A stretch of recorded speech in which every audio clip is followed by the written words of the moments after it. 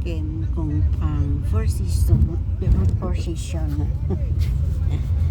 Ito, para naman akong nakahay. Oo. Isang linggo na naman ako mahigit nakahiga.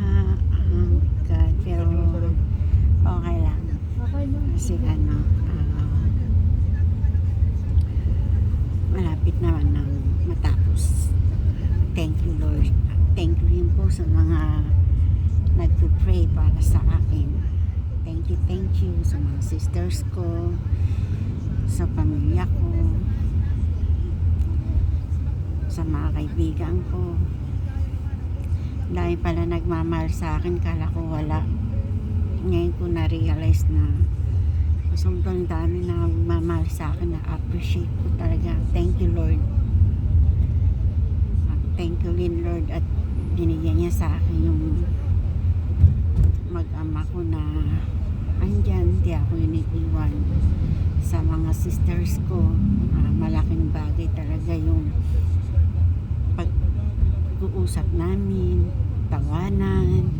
Although namimiss na namin ang isa't isa na lumabas, kaso talaga tinitiis nila para sa akin kasi hindi pa talaga ako pwedeng kung saan maggala-gala.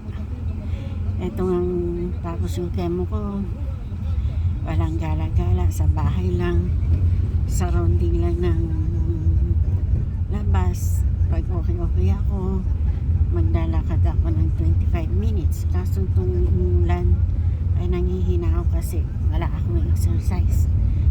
Konting exercise lang, galaw-galaw lang dito sa loob ng bahay. Pero mas maganda talaga yung naglalakad ka. Punta na tayo sa mga sister ko. Ayun, masaya ako bago ako matulog. May good night. Paggising ko, may good night. Malaking bagay talaga yun. Marami rin mga nagchat sa akin, tumatawag sa akin. Although yung iba talaga hindi ko sinasagot kasi umiiyak kasi sila eh. Nakala siguro nila mawala na ako sa mundo, pero hindi. Pero super appreciate ko yun kasi nag-aalala din sila sa akin. Pero sinabihan ko naman sila na kakausapin ko lang sila pag hindi nila ako iiyakan. Ayun, last gusto nga nilang pumunta. Sabi ko hindi pwede, bawal akong bisita kasi syempre ingat din, ganon. Ito na naman ako sa umpisa, madaldal. Magawa, pauwi na kami ngayon, maaga-aga rin na kami natapos. Dapat alas 3 pa lang nakauwi na kami, kaso yung PhilHealth ko nga matagal, daming tao, daming pila, at sa wakas wala akong binayaran na 1.6. Ano ngayon? Ay wala pala akong 1.6 kasi yun ang dapat na ko babayaran ko. Kaso nakakuha ako ng PWD ko kasi request lang muna yun. Wala pa yung IT, next week pa daw. So okay na rin yan. Ito kahit tinihingal magsalita, ang daldal pa rin. Pero thank you talaga sa lahat po ng mga nagpipray sa akin, nagmamahal sa akin, sa aking mga sisters. Salamat din dun sa bunso kong buntis. Talagang nagchat-chat din siya sa akin, nangangamusta siya. Although hindi niya ako masamahan kasi bawal nga sa buntis yung irradiation.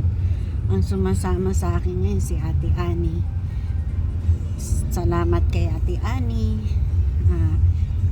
Ang mga angels ko na hindi rin nila ako iniwan sa ere, si Susan, si Mama Bebe, si Mamiya Ani, saka si Ayla. Ang mga yan, mga kunting utos ko lang sa kanila. Ayun, kahit na minsan nabubuli ko sila pag malakas-lakas na ako. Pero okay lang sa kanila, basta daw kahit bulihin ko daw sila, okay lang daw basta malakas ako. Diba? Masarap para ng